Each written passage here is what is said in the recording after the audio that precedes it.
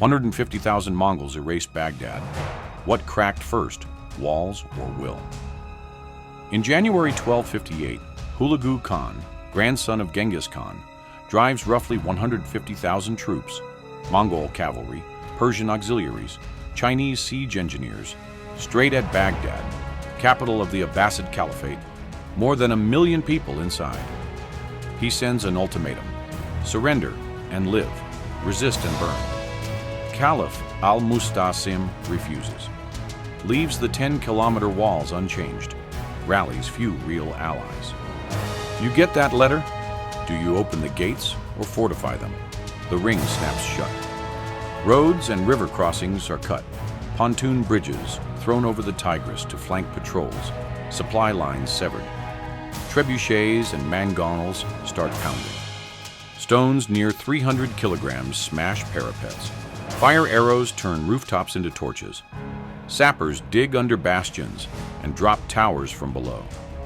Baghdad's forces, Ghilman guards, Nafatun fire throwers, city militia, launch sorties, but Mongol horse archers pin them down and drive them back behind the gates.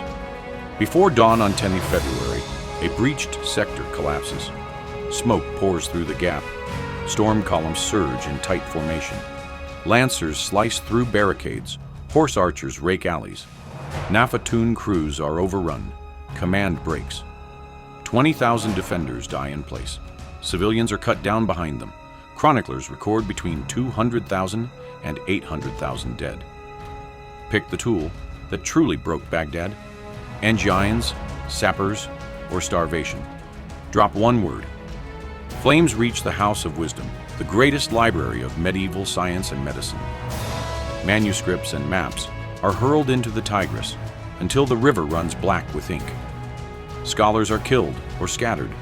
Observatories and workshops erased. The Caliph is seized, wrapped in a carpet, trampled under horses so no royal blood is spilled. Baghdad falls. The Abbasid Caliphate ends. The Islamic Golden Age snaps shut. If you could save only one, choose now, people or pages. Write your choice.